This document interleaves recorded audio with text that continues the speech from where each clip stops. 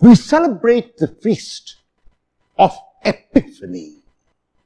The meaning of the word Epiphany is revelation.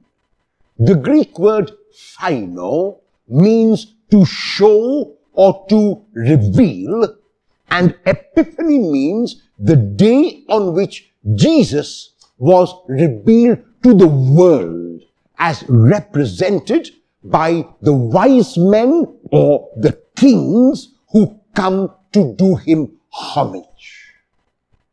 What is the meaning of the feast of the Epiphany? It says to us a number of things.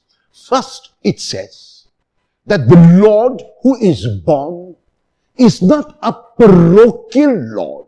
He is not a small Lord. He is not a Lord who can be pigeonholed or bracketed or set in a place and kept there. No. The Lord born on Christmas Day is a Lord who is available to the whole world. He is the universal Lord. He is the cosmic Christ. He is the Lord of the universe. The wise men, representing the gifts which they bring to him gold, frankincense, and myrrh. Tradition has attributed meanings to these gifts given to the Lord. And the first is the gift of gold.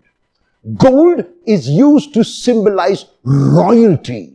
So by offering the child gold, the wise men are revealing that the child is a royal child.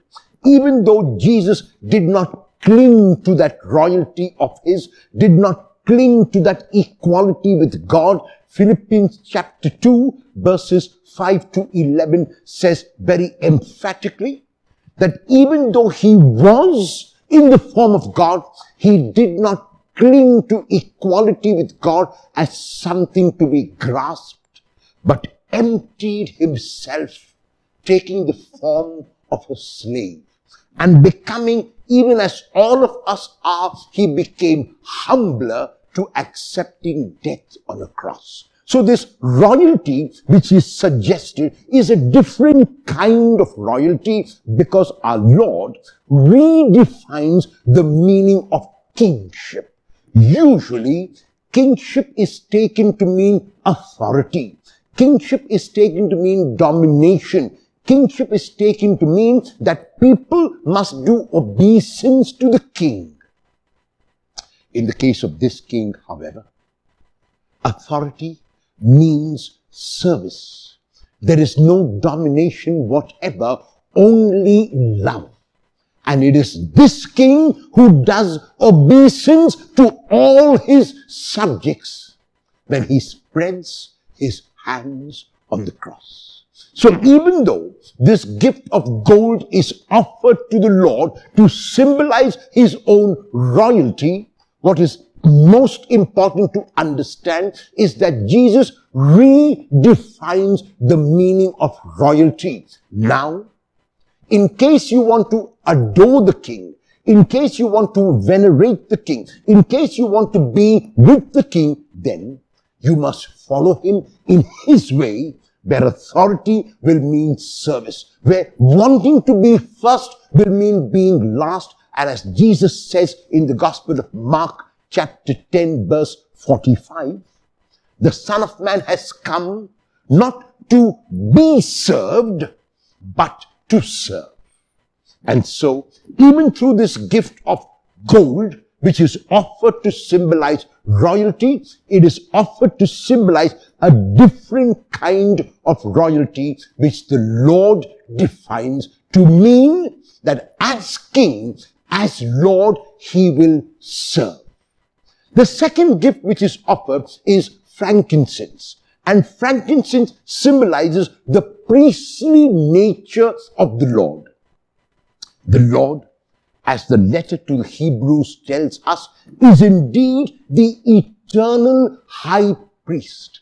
However, if priests offer sacrifice which is not themselves, the Lord, as the eternal high priest, offers one sacrifice and once and for all, because it is the sacrifice of himself.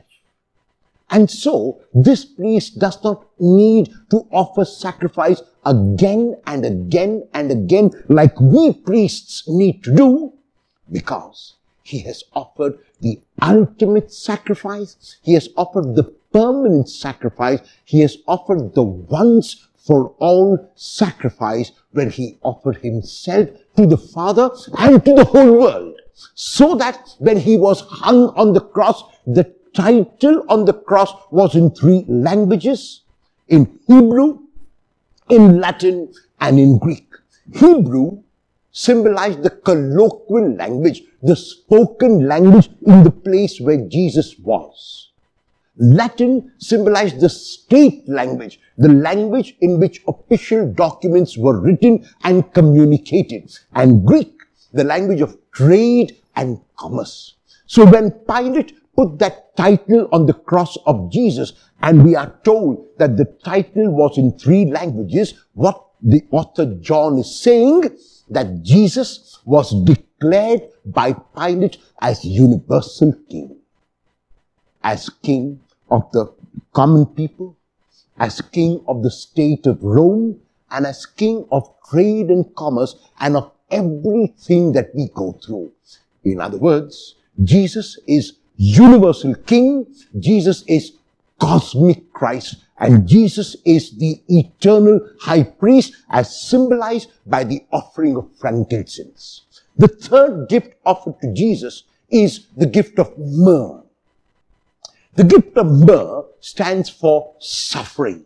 But suffering not in the negative sense of the word, but suffering which the Lord willingly takes up on himself if it is the way to give glory to God and to save humanity.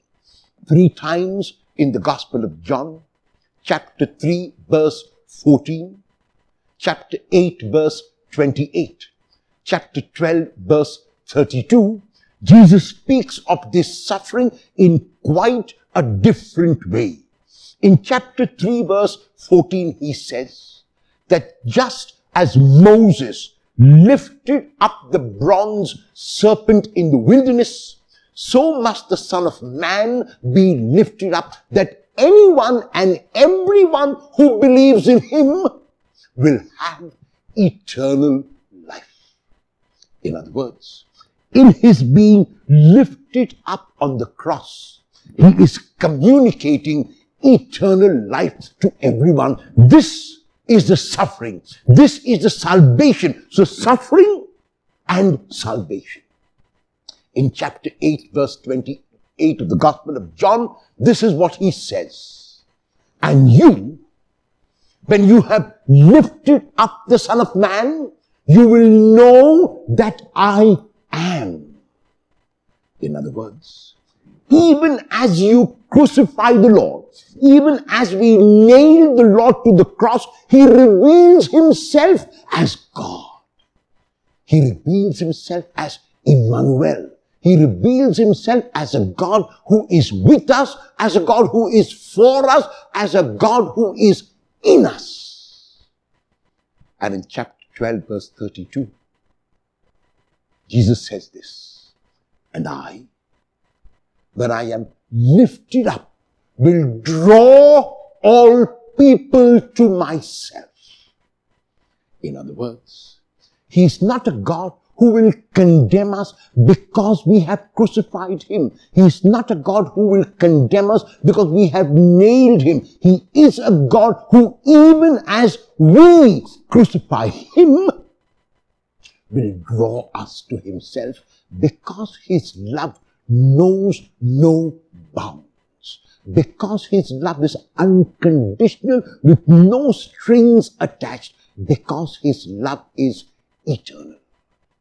And even though we reflect on these 3 gifts of gold, symbolizing the royalty redefined completely by the Lord, frankincense, the high priestly power of Jesus, in which he offers not a sacrifice outside of himself, but offers himself, and myrrh, In other words, his suffering, and through his suffering, his salvation. We read at the end of the gospel text of today about the wise men who come to see Jesus. What happens to them after they encounter the Lord?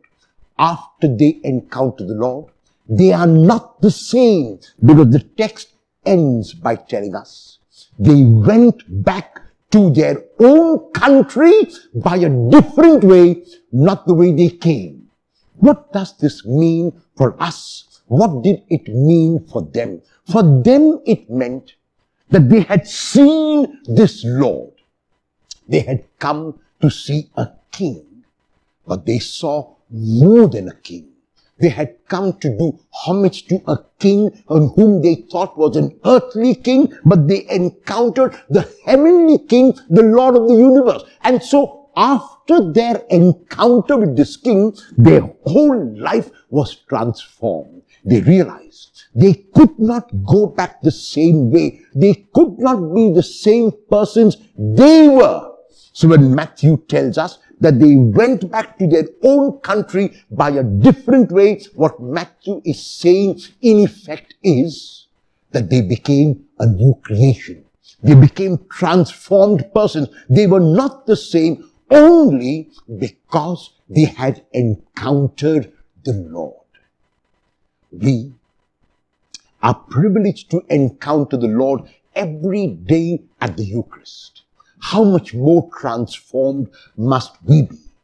Can we make a resolution on the feast of the Epiphany, when the Lord is revealed to us and revealed to the whole world, that we, like the wise men who did not go back to their own country by the same way, but went by another way, will also take that other way, will be transformed because of our encounter with the Lord. A very happy feast of the Epiphany.